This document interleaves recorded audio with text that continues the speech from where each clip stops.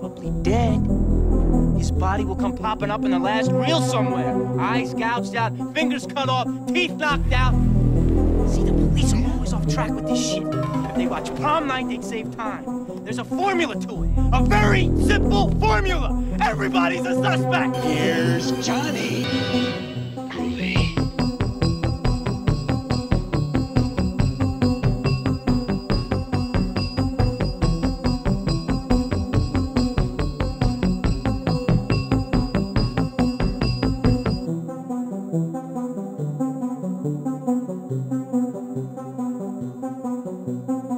Yo, what it do, y'all? Welcome back to the channel. I'm your host, Will. This is Phantom Frequency, where we dive into the entire multiverse of pop culture, whether that's comic book movies, anime, horror movies, anything in between. We talk about it around here, so make sure you hop below the video, get into the comment section, and let us know what you thought about this latest release, which is my most anticipated horror film of the year, one of my most anticipated horror films in recent memory, and one of my new favorite film franchises, especially in the world of horror. And of course, I'm talking about Terrifier 3, baby. Just dropped this weekend.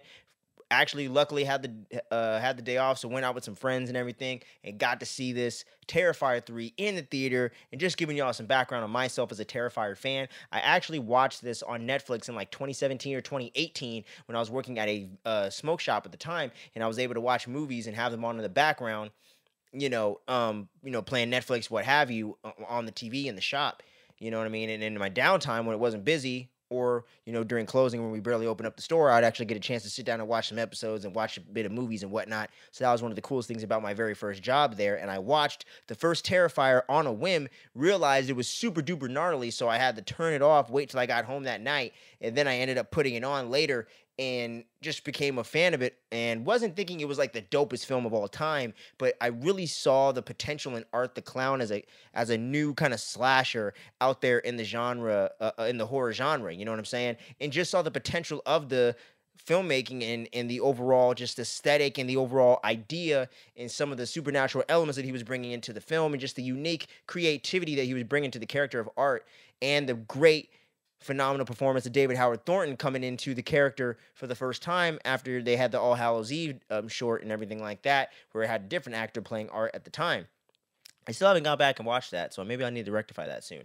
But everything just going on from this and just seeing the director's name, DAMIEN LEONE, I was just like, okay, I got to look out for what this guy's doing next, and I wouldn't mind another one of these Terrifiers if he can get a little bit of a better storyline, or just some characters with a little bit more meat on the bones, and can just keep the same intensity and push the envelope the way he did, because that freaking vagina slice in half kill is fucking insane, still to this day, and still might be the gnarliest kill of the franchise, and that's just how crazy that fucking kill was, and that initial thing. And it was a lot of shock value and all that stuff going into it, but people really saw the potential of what Terrifier could be in the horror genre, and something that was pushing the envelope and changing the game in that regard, and really putting people out there in the genre and getting more things going. But it was really Terrifier 2 with, starring the great Lauren Levera, Elliot Fulham, bringing the characters of Sienna Shaw and Jonathan Shaw to life, and just the new kind of T2 type of just hiking up the budget. Obviously, they ended up raising about $250,000 between their own investments and the GoFundMe, or the fan campaign that they ran. So they were able to get this done. It took several years to do it, but off $250,000, they got Terrifier 2 into theaters in October of 2022 or September. I can't quite remember, but damn, I got bars. but I can't quite remember exactly. But it dropped, and it just blew our minds at 2.5 hours just about. No one really was sure exactly why the runtime was so long. People could tell that there was a bigger budget behind it. A lot of horror fans were happy to see that Art the Clown was going to get a bigger feature and get to do some more things. And myself included, none of us knew anything about Lauren Levera, especially as the new Final Girl and the new Scream Queen out there in the world of horror. No one was ready for what she was bringing to the screen, and she just totally took over. David Howard Thornton got even better as the character of Art. Lauren Levera's performance as Sienna Shaw was incredible. Just star-making performance kind of almost overnight. And obviously, she's not a household name quite yet. But if you're a horror fan, she's a household name in your freaking household. And I'm included. And, and all that stuff. And I actually got the chance to meet them at CreepyCon in 2023. Got to meet Lauren Levera, DAMIEN LEONE, Elliot Fulham, and David Howard Thornton. I even ran into the girl I think Leah Voicey is her name, that played the cafe clown girl and the fellow co-worker to Chris Jericho's character of Burke in Terrifier 2. So I got to meet a whole bunch of the cast members and even grow more of an appreciation for the franchise. And that's really where my fandom truly started with the franchise in the way that it is now, and just made me so excited to see the future. And once Terrifier 3 became an official project that was announced, and was announced for this year, 2024, during Halloween season, a Christmas horror movie nonetheless, I was just over the moon about it. And now it is here. And now we're going to dive into it fully and get into all the spoilers. And I'm going to say, if you couldn't tell already, I absolutely love this movie, man. And goddamn, did Damien Leone go out to fucking shock you. He fucking shocked you on this one, man. And I'm telling you, there's so many controversial elements about this movie, but so much just great horror filmmaking going on at the same time. Phenomenal performance from David Howard Thornton and Lauren Lavera once again. And we got some great new young actors introduced in here that actually made a great job and a great impression as well. And I gotta say, Samantha Scaffidi's performance as Vicky for the third time in this franchise almost stole the show. Just so sadistic, so fucked up, so creepy, and even darkly funny at times. Just really chewed up the scenery and almost stole the show away from David Howard Thornton at times. But Art the Clown still came to play, and the whole Santa Art the Clown was just so phenomenally done throughout the whole thing, and the whole sick-ass sequence that goes on for him to even get the Santa suit. And we're going to break down a lot of these kills and everything and get into the nitty-gritty details for sure, but goddamn, I could not believe it. So crazy. And just, man, this film just does not pull any punches. And it was great the way that Damien Leone, and he said this even himself in interviews, really took the grindhouse mean, more kind of bare bones, bit more of a grounded approach to this one, like he had with the first Terrifier, but had the bigger budget, had still the same lore and characters, and the same kind of more creative flair, and just overall better storytelling and filmmaking. Mixed those all together, never lost sight of the dark humor, but really got more mean and more grindhouse with it. And the kills are just so fucking insane, man. Like, once you start breaking these down, it's just crazy. Like, almost from just the opening itself with him busting into the house as Santa Claus in the present, 5 years later, time jump from the first one, and going through the house and killing off people, just hacking them with a fucking axe, starting with the 8 or 9 year old older brother of this girl that thinks Santa Claus came in to bring presents, but instead came to bring carnage. Chops her brother up. You can hear it plain as day, just freaking axe going through flesh and blood and bone and all that shit. And then he closes the door, goes to the freaking parents' bedroom, hacks up the father. The wife wakes up, tries to get away and tell the other girl to run. She hides in the cabinet in the kitchen, unbeknownst to us at the time when you're watching this in real time. And then the mom gets freaking hacked in the back with the freaking axe because she can't get out the front door in time. And then Art just proceeds to fuck her up even more by chopping her head up. Not literally all in the pieces, but chopping into her back a bunch of times, and then chopping her arm off, and then proceeding to fucking hit her right in the freaking top of the dome and split her head open. And just, goddamn, what a way to announce this movie. Then they jump to 5 years in the past, where freaking Clown's body's freaking beheaded on the ground from Terrifier 2, and then he ends up killing this cop that comes onto the scene of the Terrifier, where the whole battle with Sienna and Art went down.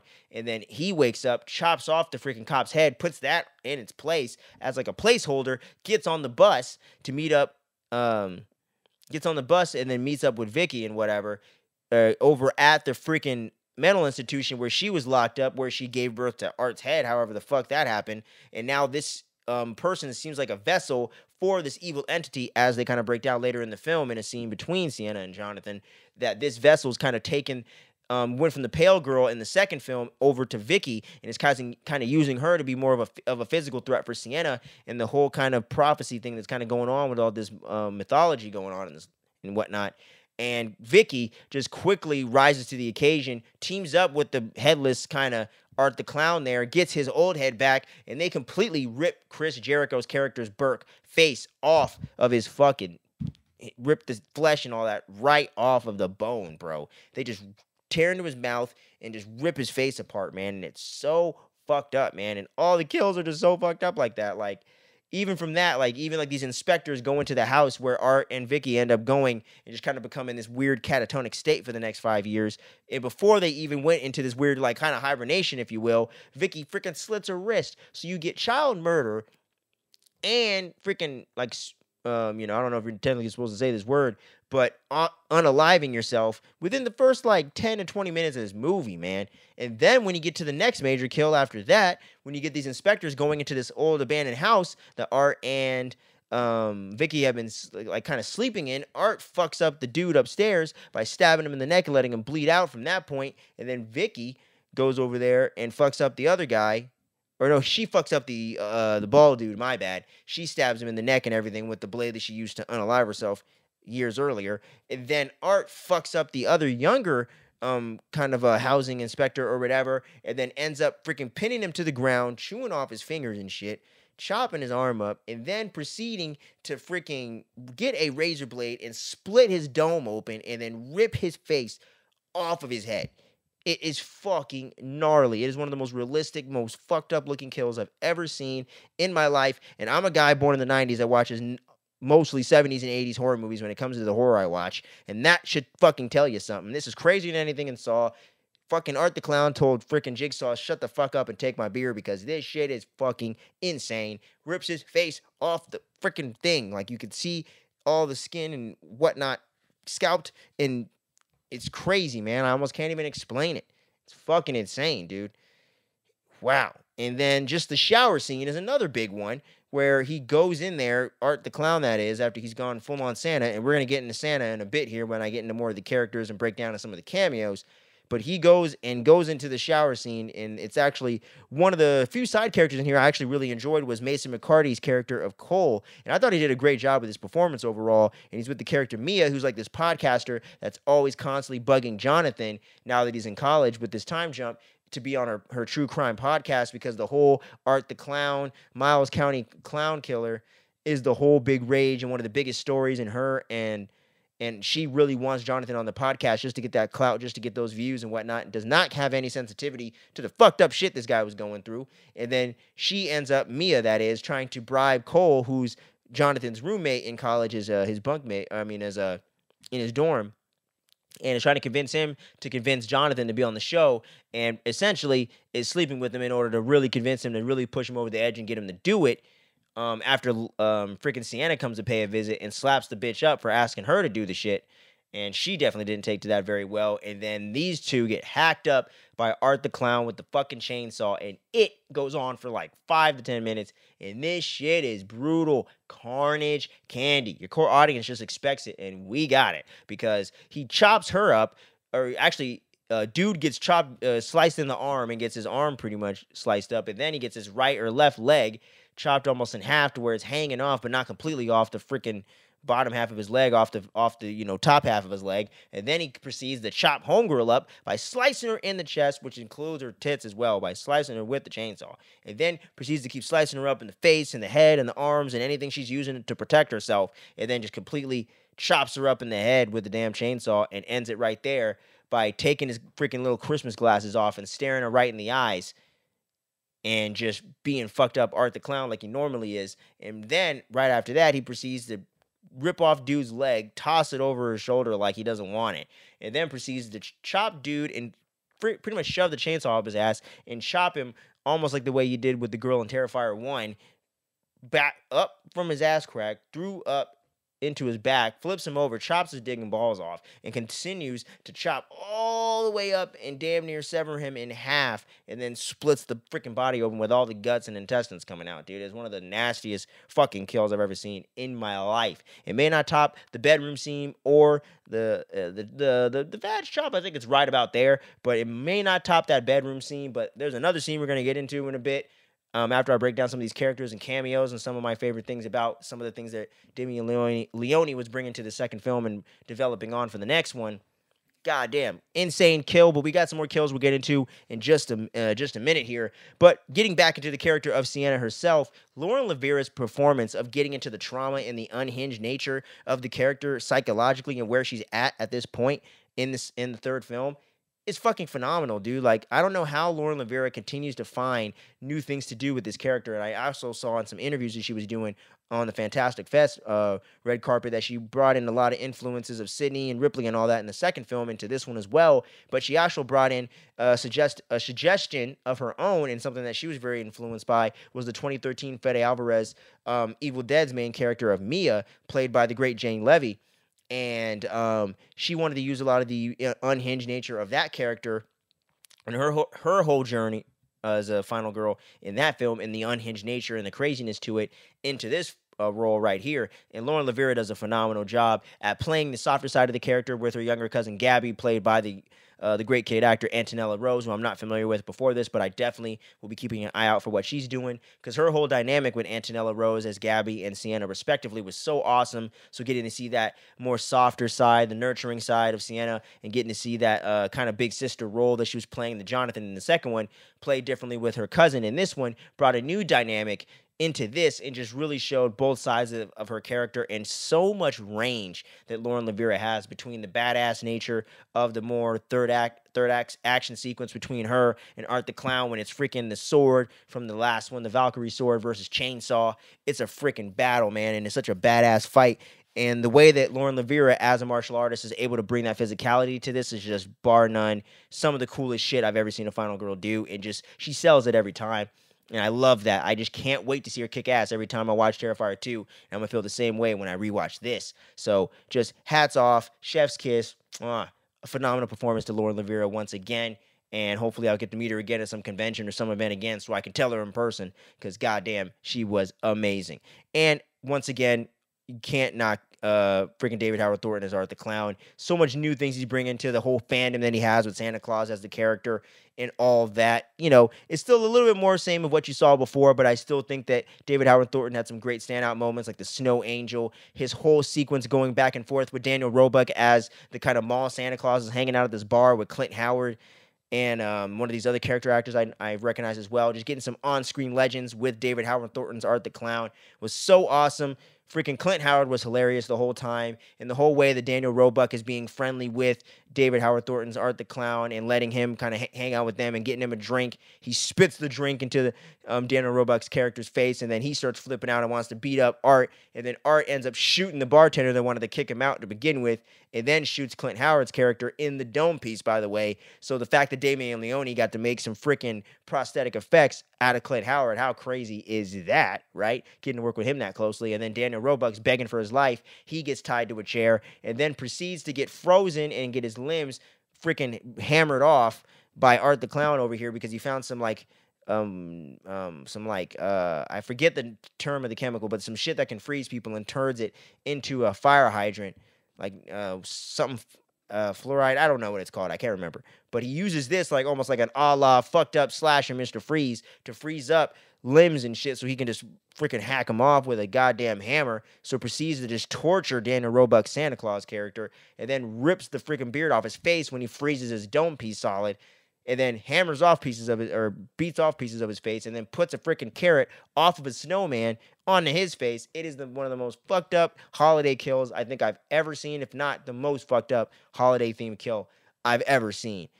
Way past anything in Halloween. I don't give a fuck. It's crazy, and especially for Christmas horror, this takes the fucking cake, bar none with that kill, man. Insane. But like I said, that whole sequence with Clint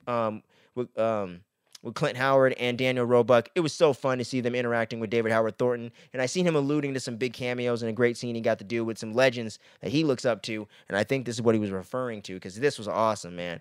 And getting to see the great Jason Patrick come up in here as Michael Shaw, Sienna Shaw's father, and getting to see him in some flashbacks with the young version of Lauren Levera's character, and getting their back and forth and setting up kind of what the connection of this mysticism can be with Sienna and Jonathan's dad, to the connection that they have with his entity, the Valkyrie, the sword, the whole 9 yards. Really, really cool shit. But getting to see Jason Patrick in here was really awesome. All my Lost Boys fans, you know the deal. And once again, want to give a lot of big shout out to Antonella Rose's character of Gabby. I really dug the way Damien Leone wrote her, and Antonella's performance was so awesome. You really just buy everything that's going on. And when the shit hits the fan in the third act, and Vicky and Art are starting to torture her mother and kills her in the way that they do, is fucking crazy, and just the way that Antonella is able to play that soft side, that kid, the innocence and everything, so well done with some good chemistry and some really good on-screen presence. I really think Antonella Rose is going to go far. Kind of like Isabella Merced is kind of about to blow up right now between doing Superman and doing The Last of Us The Last of Us Season 2 and things like that, and the way that she blew up from doing Transformers and Dora and has gotten to this point. And even though she has that damn Madame Web on her resume, it looks like she's about to hit that next level. I think Antonella Rose within the next 5 to 10 years is going to be doing the same exact thing. And I just loved her performance in this, and her dynamic with Lauren Lavera was awesome. And the character does seem to be left alive, but trapped in hell at this point from falling through that portal that's created through Sienna chopping up Vicky's corpse and all of her like kind of melting and kind of opening up this portal to whatever hell dimension this fucking is, you know, with freaking Pinhead and the goddamn and the goddamn Cenobites hanging out and shit like that, giving Art the Clown ideas. But yeah, man, crazy stuff. But Antonella Rose, hats off, phenomenal performance once as well. And you also had the great Tom Savini, who had a cameo in here as like an innocent bystander during one of the most crazy sequences we're getting to in my mix section here in a bit. But man, Tom Savini always comes in and does a great cameo. And like I mentioned earlier, Mason McCarty as Jonathan's roommate. Cole, I thought he was really good, had a lot of good charisma on screen as well. Really had some solid acting going on, and even though he's dead as hell up in here, I'm really curious to see where that actor goes in the future, because I really dug everything he was doing on screen as well. And you had the great Chris Jericho return as Burke once again, and he got killed the fuck up, but I thought Chris Jericho did a great job for the little part that he had and everything like that. And even the new actors as well, like who played her aunt, Margaret Ann Florence, I thought she did a great job as well, really playing this up. Alexa Blair, Robertson as Mia, the podcasting girl, she did a good job at what she was asked to do as well. Really good stuff. And yeah, man. And like I said, Damien Leone once again as director, didn't miss a beat. But here's some mixed elements for the movie for me that didn't quite work as well. Or not necessarily, but some things I didn't think worked as well, and some things that I think are a little controversial and almost was a bit too much for myself. But I think the fact that it's sitting with me the way that it is, the way that it's so effective, I think Damien Leone achieved what he was setting out to do, and I know he's not setting up to do anything too crazy. I know he's a good dude. I've met him. Seems like a really cool guy, so I do believe in the essence of what I felt when I met him to be true, but who the hell knows, right? But overall, what I'm getting into is this kill scene, and spoiler warning, trigger warning, all that shit for people that are sensitive to bombings and things like that, because there's some crazy shit that goes on here, because Art the Clown comes in as Santa Claus, right? When the mall Santa Claus is taking a little lunch break or whatever, he comes in with actual gifts in this little red sack, which surprised the hell out of me too. And then once the security and people catch on that this ain't their Santa Claus they hired to do this shit, they kick his ass out of there, but he leaves the bag behind and can't grab anything. And he does this on purpose, by the way, obviously, because there's a wrapped present left in there that we can't see what it is. That worried me from the get-go.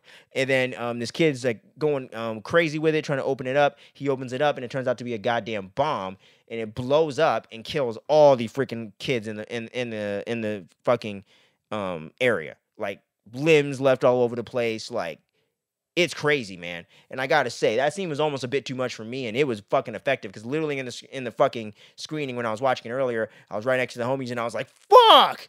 I was like, one of my homies started laughing, like, in a sense of just my reaction, just because of how, like, in the moment I was, dude, because it was a legit reaction. I literally was just like, whoa, fuck! Like, damn. Like, it was insane. So like I said, some people are definitely not going to appreciate that, but I'm telling you, man, like, they're not pulling any punches, and nobody is fucking safe in the Terrifier movie. I already knew that, but god damn, this shit is insane. Insane in the membrane. And the one element of the movie that I thought was a bit of a negative for me, but not a huge deal, was how Jonathan was not as big of a part in this movie. And he ended up getting killed off screen, too, because they had this whole torture scene with Vicky and Art tying Sienna and the aunt to this chair. They end up killing the aunt by hammering this damn pipe into her mouth, down her throat, and everything like that. And they claim this skull in this little bird cage is Gabby's, when it in turn turns out to be Jonathan's.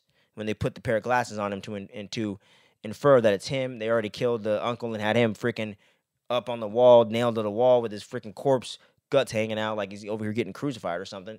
It's crazy imagery. They got the crown of thorns and everything, puts it on Sienna's head.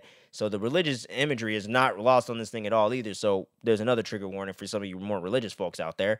But yeah, man, it's just a crazy sequence in and of itself. But unfortunately, Jonathan is dead, or seemingly is dead, and I think he definitely is gone. And it was a bit of a bummer to see him die off screen, but I think at the same time, I think Damien Leone wanted that reveal to really have weight, and also maybe felt like us seeing an extended kind of torture, kill sequence that always goes on with the way that all the victims fall to Art the Clown. Maybe they didn't want to dive into that too much with Jonathan, so I can understand it to a certain point, but at the same time, I was a little disappointed we didn't get much of an arc or too much of him in the movie, nearly as much as Sienna and even other newer characters in there like Gabby and whatnot. Even Vicky had like more of an impact and more crazy moments in there. So that was the only thing that was a little bit of a bummer for me overall. But I thought Elliot Fulham did a great job with it. Might have been busy doing other projects with music or a show. I have no idea. But I am going to miss seeing Elliot Fulham in here. But it is leaving like so much like shit for Sienna as a character to have to carry with her. And all that rage is just getting fueled and fueled more and more with more loss and the more fucked up things she has to go through and experience due to the hands of Art the Clown or whatever this evil entity is that is controlling him in these vessels and Vicky and all that good jazz. And once again, Samantha Scafidi absolutely killed it as Vicky, and I'm a little bit bummed we're not going to see that character anymore, but I thought it was a really good performance and really helped tie up a lot of some of the loose elements from part 1 into part 2 that kind of brought everything together here, and even some of the demonologist kind of theories that Jonathan's character had built up of the fact that demons can find a way into our world by using a recently deceased individual that went through some fucked up shit as the catalyst, and Art the Clown, a la Freddy vs. Jason, was kind of brought back to life through this evil entity to kind of wreak havoc and kind of rack up more of a body count in order to get more vessels and victims to aid whatever's going on, so they have a focal point and a anchor into our universe, but also can keep an eye on Art the Clown and try to keep him from out of harm's way as he goes around collecting up bodies and chopping up shit and doing crazy shit, doing gnarly shit. And I love the way that they were able to kind of explain a lot of that lore to us and give us a little bit of some answers while still leaving things about Sienna's father up in the air, and the whole connection with the Valkyrie armor and the sword, how that was all forged, how it all came to be, what its connection really is truly to Sienna, and what entity is creating the ultimate good to go against the ultimate bad. So all of that stuff, while still lingering up in the air, I like how they answered a lot of the questions. You can now look back on the first 2 films and recontextualize some things in there, and I think things do track from the fact that I watched the 2 Terrifier movies leading up to this one this past week.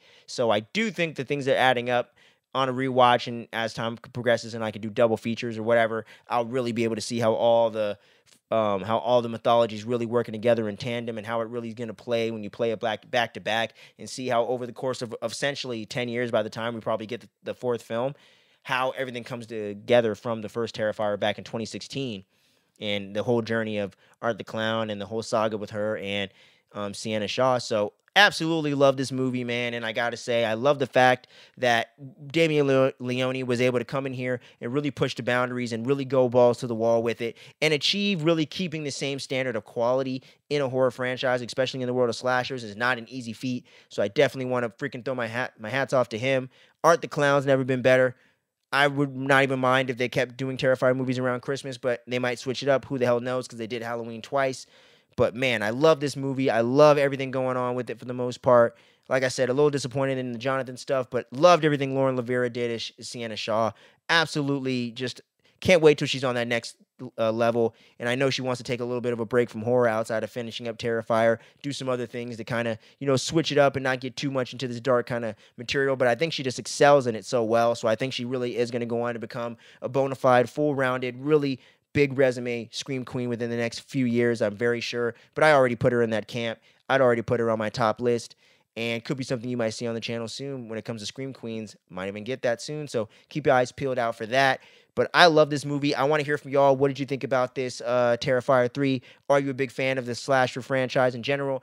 Or are you more curious and just wanting to see what the conversation is around it? You let me know what you think about it down below in the comment section below. What was your favorite kill? What was the most shocking moment in your opinion? Do you think the shower scene or any of the scenes from the opening scene or the mall sequence, do you think those top the overall bedroom kill or the vag kill in the first film? Y'all let me know. We got plenty of horror dopeness dropping on the channel throughout the rest of the month. We got some rankings like I just alluded to, and we got some other singular retro reviews and things of that nature coming out. Smile 2 is right around the corner, so we're going to be reviewing the first film because I haven't seen it, and doing a review for the second film. Venom: The Last Dance is dropping right near the end of the month, so we should have a review up for that. We got weekly reviews of Agatha All Along over there on Disney Plus, dropping every Wednesday night or Thursday morning. And then we have our Penguin reviews dropping every Sunday or Monday. So make sure you keep your eyes peeled for that.